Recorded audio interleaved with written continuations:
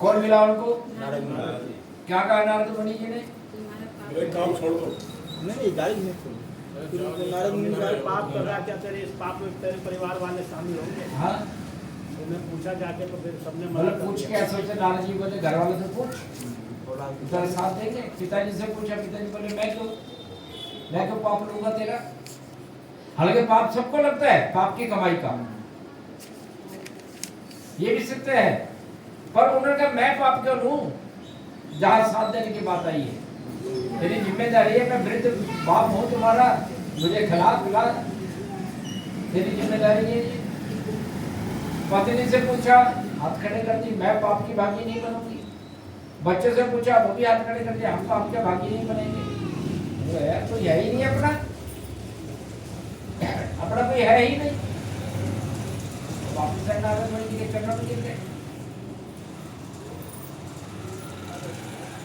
गुरु बना लिया उनको, शिष्य बन गए उनके, छोड़ दिया ये काम, उनको दे दिए। साधु बन गए, गांव के बाहर कुटिया बना के बैठ गए, भजन करने लगे। कहते भाई नारद जी पूछो ना भाई भरण पोषण कैसे होगा, कि तो भगवान करेंगे। भगवान सरना को तो इतना धन आने लगा। तुम भजन करो, भगवान करेंगे तुम्हारा भरण पोषण। करते हैं भगवान भगवत गीता में बोल रहे हैं योगक्षेम वहां में, मैं तुम्हारा योगक्षेम वहन करूंगा अगर तुम मेरी भक्ति करोगे। तो भक्ति ये वाली नहीं जो हम करते हैं दिखावे वाली,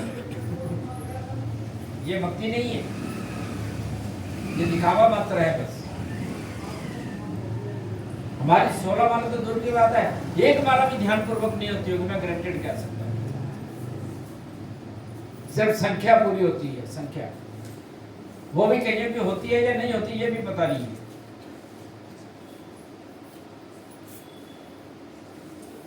क्योंकि 22 लोग हैं, 22 में से सभी 16 माला कर भी पा रहे हैं या नहीं कर पा रहे, ये भी कोई गारंटी नहीं है।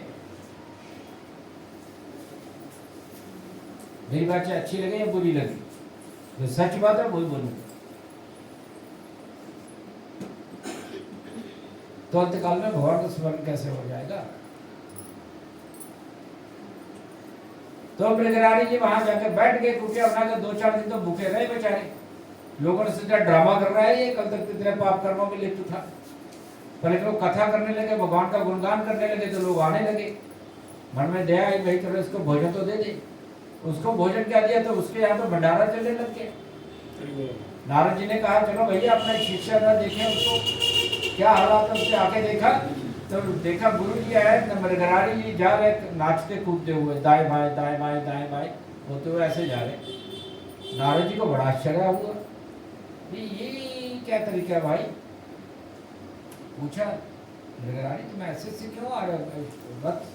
चीटी मर कहते गुरुदेव चीटियाँ थी, अरे चीटी मर ना जाए तो मेरे पैर के नीचे आकर मुझे पाप लगे। वो मृगरारी जो बड़े बड़े पशुओं को मार करके बेच करके अपना परिवार चला रहा था, आज चीटी के मरने पे भी उसको डर कर रहा।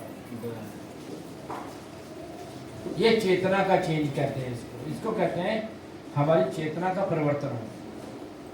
अब हम सत्संग में आ रहे हैं, कथा में आ रहे हैं, कितने साल हो गए सेंटर को, मुझे लगता है 12-13 साल तो मुझे भी हो गए, आते होंगे। 17 साल मुझे नहीं आपको तो 12 साल, मुझे तो 12 साल हो गए, 17 साल हो गए। हमारी क्या वृद्धि है, कहाँ तक पहुंचे हम लोग, अपने आप से पूछ करके। अभी भी वही उलझे हुए, वहीं पे खड़े हैं, जहाँ पे शुरू होता वहीं पे खड़े हैं। सिर्फ कपड़ों का परिवर्तन है, धोती कुर्ता पहन लिया, तिलक लगा लिया, इससे ज्यादा परिवर्तन नहीं है।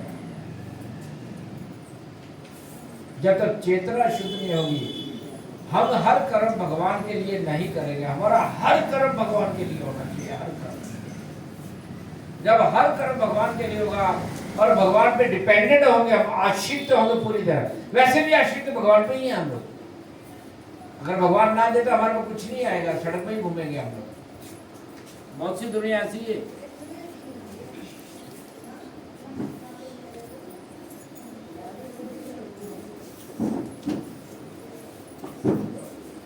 इतना कुछ होने के बाद भी लोग सड़कों पर घूमते हैं। रेमंड्स का मालिक, अरबों रुपए का मालिक, बेटे ने घर से बाहर निकाल दिया, आप ये सोचिए, आगे हो जाइए आप थोड़ा सा,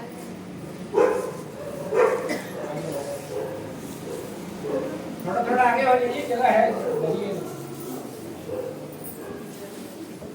रेमंड्स ग्रुप का मालिक, अरबों रुपए का मालिक, अंत में कैसे बना? 4 बंदे भी नहीं थे धनी, बेटे ने घर से निकाल दिए, बेटे का नाम कर दिया, बेटे ने घर से ही निकाल दिया, किराए के मकान में मरा, जिसका अंबानी से भी बड़ा घर था। आप सोचिए, कुछ साथ नहीं है, जितना मर्जी कमा लीजिए,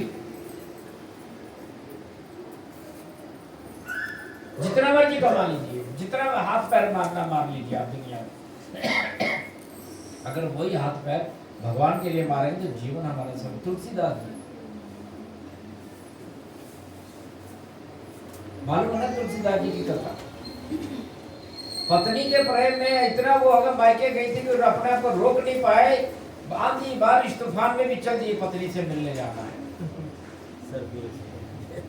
नदी पार कर गए,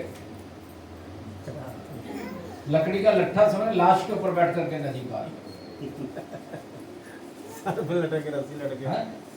रस्सी समझी तो सांप लटका, सांप को पकड़ के ऊपर पहुंच गए पत्नी के पास, तुम्हें है तू क्या करने आए हो? तुमसे मिलने आया। पगला गए हो क्या? कहते मैं तुमसे प्रेम करता हूँ। कहते तुम मुझसे प्रेम नहीं करते, मेरी देह से प्रेम करते, मेरे शरीर से प्रेम करते। अगर इतना प्रेम तुम भगवान राम से किए हुए होते तो राम को प्राप्त कर लिए होते। असली मर्द की बात लग गई दिमाग में, उसी टाइम त्याग दिया और लग गए भगवान के पीछे, तो भगवान को ही प्राप्त करना है। फिर भगवान स्वयं हनुमान जी की कुटिया की रक्षा करते थे। बहुत लोग थे उनको परेशान करने वाले, जो वो रामायण लिख रहे थे, रामचरितमानस लिख रहे थे, लेकिन लिखवा भी भगवान ही रहे थे। हस्तलिखित रामचरितमानस है, तुलसीदास जी के हाथों में लिखी हुई चित्रकूट में। परिक्रमा मार्ग में जाएंगे तो मिलती है।